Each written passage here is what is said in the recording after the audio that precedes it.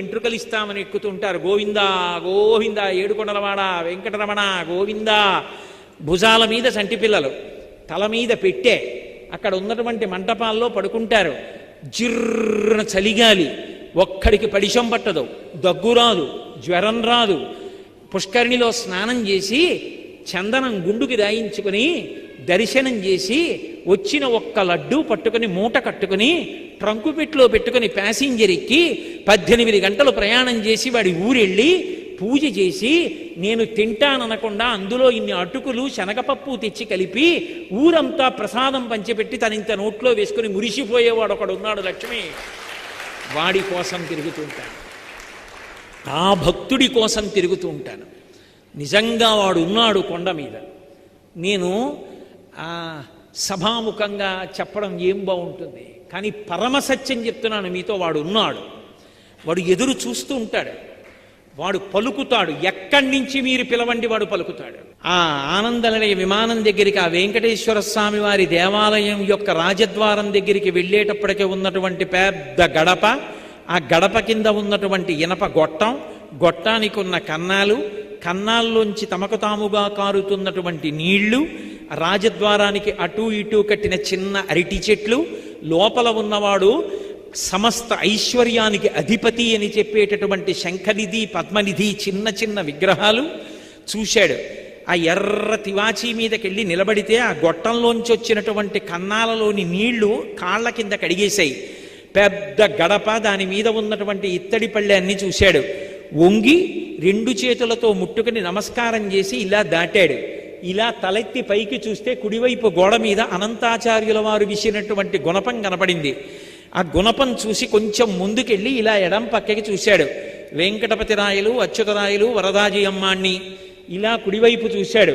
చిన్న టోపీ పెట్టుకుని తనుబతికుండగానే కృష్ణదేవరాయల వారు స్వామివారి ముందు నమస్కారం చేస్తూ తన 2 భార్యలు తిరుమలదేవి చిన్నాదేవితో నిలబడి ఉన్నటువంటి కృష్ణదేవరాయల వారిని చూశాడు.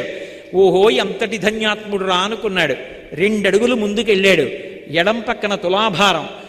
ఏ బిడ్డలు లేని తల్లికి బిడ్డలిచ్చాడో, ఏ ఒక్క బిడ్డ ఉన్న బిడ్డ కాపదొస్తే ఆపద మొక్కులవాడ అనాథరక్షక గోవిందా అంటే కాపాడాడో, ఏ తల్లిదండ్రులు అనారోగ్యంతో ప్రమాదంలో ఉంటే వాళ్ళని రక్షించాడో అక్కడికి తీసుకొచ్చి సమర్పిస్తున్నటువంటి ఆ తులాభారం, ఓ పక్కన పోస్తున్న పటికి బెల్లం, బెల్లపు దిమ్మలు, ఆ చిల్లర నాణేలతో ఉన్న బస్తాలు, ఇటు కూర్చున్నటువంటి భర్త, తల్లి, తండ్రి, బిడ్డడు, తులాభారం వంక చూసి ఇంకొక 2 అడుగులు ముందుకేసి ఇలా ఎడం పక్కకి చూస్తే రంగనాయకుల మంటపం, లోపల పెద్ద శేషవాహనం, అక్కడ చిన్న అరుగు, అందులో తెల్లటి బట్టలు కట్టుకుని మెళ్ళో ఐడెంటిటీ కార్డ్స్ వేసుకున్నటువంటి టీటీడీ అధికారులు, ఆ పక్కనే తిరుమలరాయ మంటపం, దాని మీద ఒక పెద్ద ఇత్తడి పళ్ళెం, దాని మీద నల్లటి అక్షరాలతోటి మాలిక్ కాఫూర్ దక్షిణ దేశం మీదకి దండయాత్రకు వచ్చినప్పుడు సమస్త దేవాలయాల్ని కొల్లగొడుతున్నప్పుడు శ్రీరంగనాయక స్వామి ఆలయానికి కూడా వెళ్ళి అక్కడ దోపిడీ జరుగుతున్న సమయంలో రంగనాథస్వామిని రక్షించడానికి ఈ ఉత్సవమూర్తుల్ని తీసుకొచ్చి ఈ మంటపంలో కొంతకాలం ఉంచిన కారణం చేత ఈ మంటపానికి రంగనాయకుల మంటపం అని పేరు వచ్చిందన్న బోర్డు,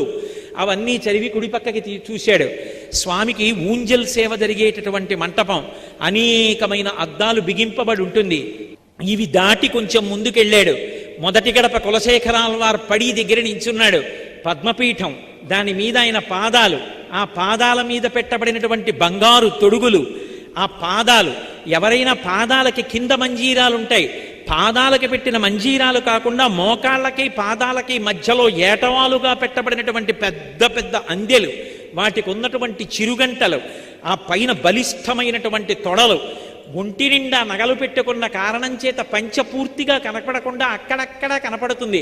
ఆ పైన మహానుభావుడు ఈ చేత్తో పట్టుకున్నటువంటి చక్రం, ఈ చేత్తో పట్టుకున్నటువంటి శంఖం, ఇలా చూపిస్తున్నటువంటి వరదహస్తం, దాని నిండా వజ్రాల తాపడం, ఇందరికీ అభయం ములిచ్చు చేయి కందువకు మంచి బంగారు చేయి అని అన్నమయ్య పొంగిపోయినటువంటి ఆ చెయ్యి, ఆ కంఠం, దాని మీద త్రివళులు, సున్నా చుట్టినట్టున్న చిరునవ్వు నవ్వుతున్నటువంటి ముద్దులొస్తున్నటువంటి చిన్న గుండ్రటి మూతి, దాని కింద గడ్డం, గడ్డం మీద కర్పూరపు మచ్చ, సంపంగి మొగ్గల కొనతేరినటువంటి కోటేరు లాంటి ముక్కు, కళ్ళు ముక్కు కప్పుతూ పై వరకు పెట్టినటువంటి ఊర్ధ్వపుండ్రాలు, దాని మీద అంత పొడుగున వజ్రాలు తాపడం చేసినటువంటి కిరీటం, ఈ చేతి మించి అలా కిరీటం మించి ఇలా దిగినటువంటి పెద్ద తోమాల, ఆ స్వామి దివ్యమంగళ విగ్రహాన్ని పైనుంచి కిందకి కింద నుంచి పైకి చూసి పరమ సంతోషాన్ని